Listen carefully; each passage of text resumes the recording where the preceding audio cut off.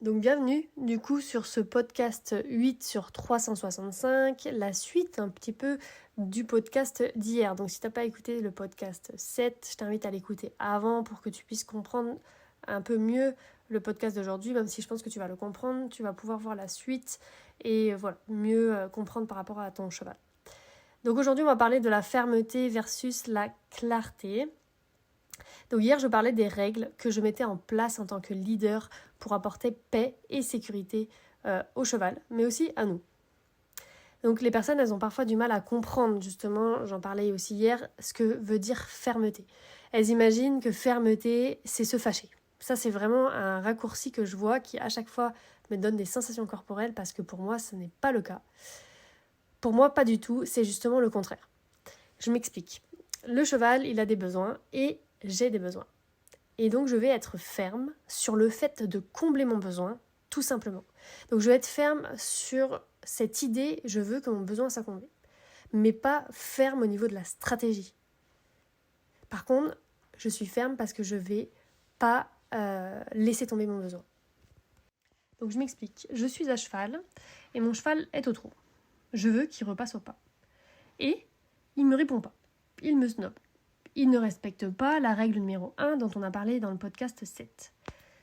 Là, je vais réexpliquer la règle, on ne me snobe pas, en mettant de la fermeté, non pas en me fâchant, mais en enseignant quelque chose au cheval.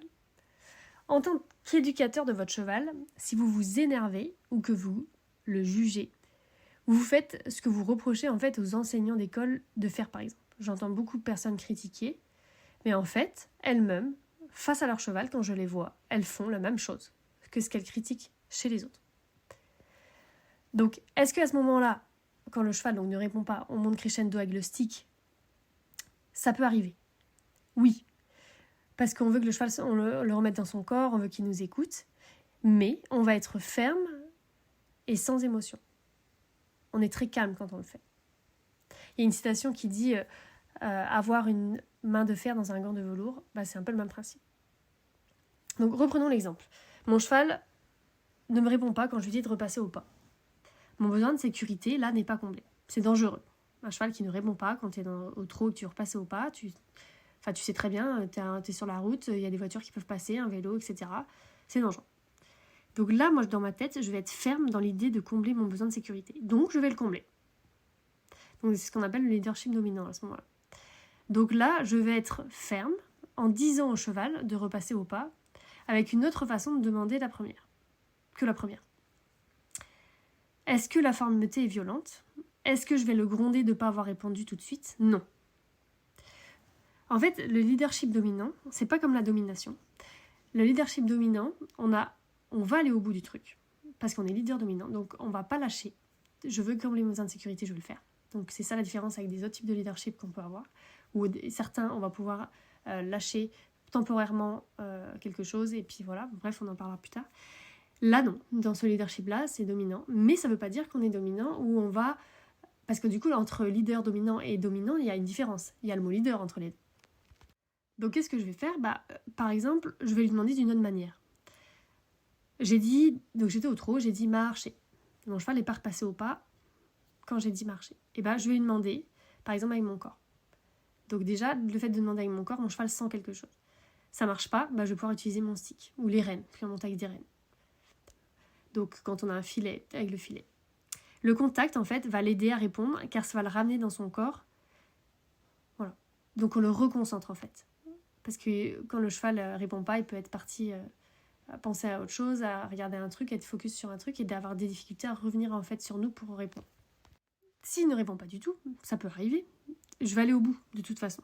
Donc si j'ai des rênes, par exemple, je vais les plier le cheval pour lui demander de s'arrêter. Ou... là, c'est l'idéal, c'est les arrêts d'urgence, quand tu tires sur une rêne. Là, s'il ne répond pas à l'arrêt d'urgence, moi, je ne monte pas des chevaux qui ne répondent pas à l'arrêt d'urgence, donc je ne peux pas te dire après. c'est mon dernier truc, tu vois. C'est comme là, avec B, je monte en liberté, j'ai pas besoin de faire l'arrêt d'urgence, t'imagines bien. Enfin, avec le stick, juste à toucher, il y a une réponse instantanée. C'est évident, quoi. Il y a une préparation à avoir avant de monter un cheval, sinon après, c'est de la connerie. Donc on fait tous des conneries, ça je dis pas.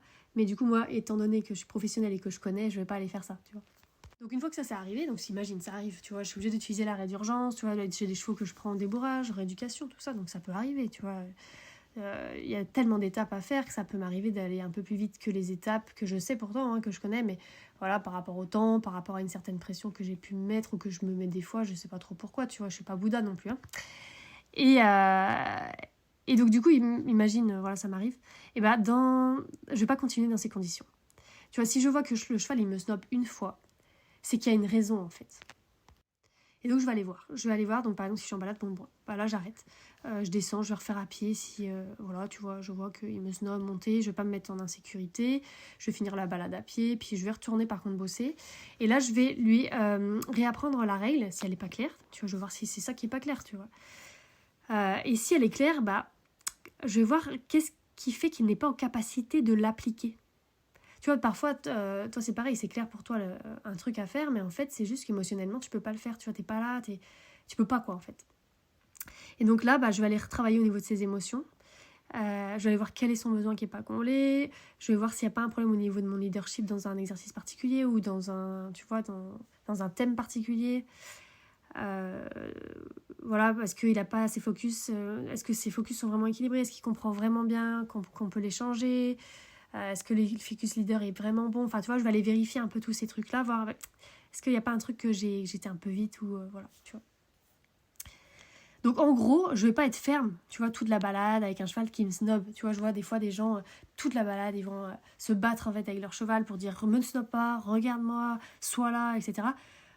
Non, il n'est pas prêt en fait. Il y a un truc à retravailler en amont. Donc, moi, je veux pas faire toute cette balade en me sentant en insécurité. Je veux pas... tu vois, avec le cheval, ça te coûte en fait à la relation de faire ça, tu vois. Donc moi, je me respecte trop maintenant pour ça. Et donc pourquoi je me respecte trop? Tu sais, il y a des gens, ils s'écoutent trop aussi, tu vois. On voit, il y a des gens, ils sont là, ouais, non, mais je m'écoute. Ouais, non, en fait, t'as juste pas envie de sortir de ta zone de confort. Là, c'est pas le cas pour moi. Hein. Là, en fait, moi, je connais trop de pros dans le monde du cheval, et même des particuliers, mais surtout des professionnels qui ont fini en fauteuil, roulant. Tétraplégiques qui sont hyper amochés. Je me rappelle, j'avais voulu une fois aller louer une structure, parce que j'avais une structure en fait avant, et puis après je voulais louer une autre. Et puis le gars, j'étais arrivée, et puis il m'a dit oui, j'arrête, et puis il avait toute sa tête enfoncée. Il me dit oui, je me suis fait taper en plein milieu de la tête. Non mais la bulle. Non mais voilà, je vois la réalité, tu vois, je sais ce que c'est la réalité du métier, je sais ce que c'est un cheval. Et en fait, les gens, ils se rendent pas vraiment compte, mais un cheval, ça peut être vraiment dangereux s'il n'est pas éduqué. Et donc voilà, donc si le cheval, il est prêt, c'est bon. Sinon, moi, je continue l'éducation, quoi. Tu vois, c'est une vision, tu vois, tu l'as peut-être pas la même, mais si tu avais mon passé et ce que j'ai rencontré et toutes les connaissances actuelles que j'ai, je pense que tu comprendrais. Et en fait, j'en ai parlé il y a pas longtemps, mais ça m'a marqué. C'est une personne qui disait que... j'avais pas peur quand j'ai fait telle chose parce que je connaissais pas en fait. Mais quand on connaît beaucoup de choses, donc plus on connaît, moins on a l'impression de connaître, parce que du coup plus on connaît, plus on se rend compte qu'il y a des choses à connaître. Tu vois, moi plus j'apprends, tu vois, je te fais des podcasts et tous les jours je fais de la création de vidéos, de contenu, etc. que sur la relation, que sur ce thème-là, quoi. T'imagines, je fais que ça. Et plus je fais, plus je me rends compte qu'il y a plein de choses et que j'apprends des nouvelles choses tous les jours en enseignant, en touchant des nouveaux chevaux de tout type de personnalité. Donc plus je connais, plus je vois que j'ai des choses à apprendre, et pourtant c'est un sujet hyper ciblé, tu vois. Donc plus j'apprends, plus je vois que j'ai pas fait le tour et que je vais mettre toute ma vie pour la relation. Et pourtant, enfin voilà, si tu me suis, tu connais que je connais plein de choses. Et en fait, plus je me reconnais, plus je me rends compte à quel point finalement, ouais, le cheval, ça peut être dangereux, surtout si on n'est pas en connexion. Par contre, si on est en connexion, là, non. Voilà. Donc hier avec B par exemple, je galopais en liberté, dans les fleurs, en tenant la crinière, en balade, et j'étais vraiment en sécurité, et on s'est éclaté. Donc la connexion pour moi c'est la plus grande sécurité qu'on puisse avoir, et donc avoir cette compréhension mutuelle, donc être leader c'est la plus grande sécurité que j'ai trouvée. C'est pour ça que je veux l'enseigner aujourd'hui, et que je l'enseigne aujourd'hui, et que ça me tient à cœur. Donc c'est vraiment uniquement quand les besoins sont comblés qu'on prend un réel plaisir, parce que la peur elle empêche le plaisir, car elle indique qu'il y a un besoin qui n'est pas comblé. Donc écoute-le, sois ferme sur l'écoute de tes besoins et ne te fâche pas. À demain.